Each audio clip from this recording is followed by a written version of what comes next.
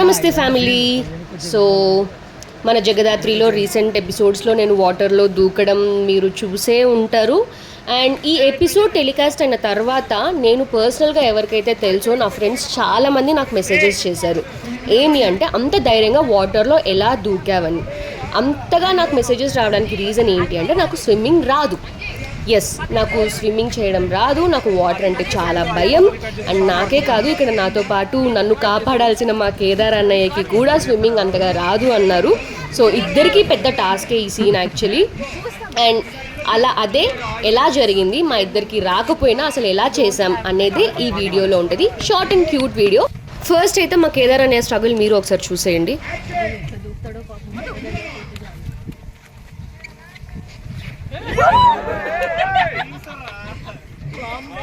So అది అనమాట.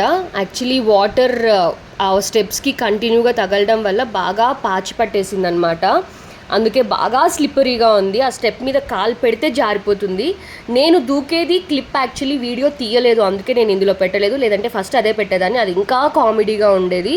నేను దూకను, నాకు వాటర్ అంటే భయం అని లిటరలీ ఏడుపు వచ్చింది నాకు. ఇంకా సీన్ డిమాండ్ చేస్తే మనం చెయ్యాలి, తప్పదు కదా. సో ఏదైతే అది అయిందని శివుడి మీద భారం వేసి ఓం నమ శివాయ అని దూకేశాను అనమాట. దూకిన తర్వాత నేను యాక్చువల్లీ వాటర్లో నిల్చున్న తర్వాత నేను వీడియో తీయడం స్టార్ట్ చేయించాను. అందుకే ఇక్కడి నుంచే చూపిస్తున్నాను, లేదంటే నేను దూకేది కూడా వీడియో యాడ్ చేసేదాన్ని, అది మిస్ అయిపోయింది. అండ్ ఎస్, మన కేదార్ అన్నయ్య ఎలాగో అబౌవ్ 6 feet కాబట్టి ఆయన అంతగా ఏమంటారు వాటర్ ఎక్కువ రాలేదు ఆయనకి. సో హీ కెన్ వాక్, అందుకే కొంచెం ఈజీ అయిందనమాట మాకు తీయడానికి.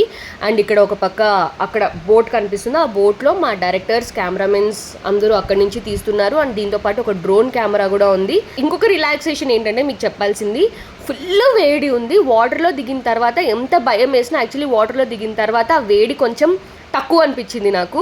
మిగిలిన వాళ్ళందరూ పాపం వేడికి చాలా కష్టపడ్డారు, కానీ నాకు మాత్రం వాటర్లో దిగిన తర్వాత ఓకే, భయం వేసినా పర్లేదు, దిగేసినాం కదా, ఇంకా కొంచెం కూల్గా ఉంది అని ఆ రోజంతా అలా అయిపోయింది. ఈ సీన్ స్టార్ట్ అయింది కూడా యాక్చువల్లీ లిటరలీ ఆఫ్టర్నూన్ 1 o'clockకి స్టార్ట్ అయింది. మంచి ఎండలో వాటర్లో ఉండడం వల్ల ఓకే అనిపించింది. తర్వాత ట్యానింగ్ అన్నీ ఆబ్వియస్లీ అయిపోతాం, దానికి ఎవరేం చేయలేం. అండ్ ఇందాక మీరు చూసింది వెనక బోట్ ఉన్నది వైట్ షాట్, ఇప్పుడు క్లోజెస్ తీస్తున్నారు.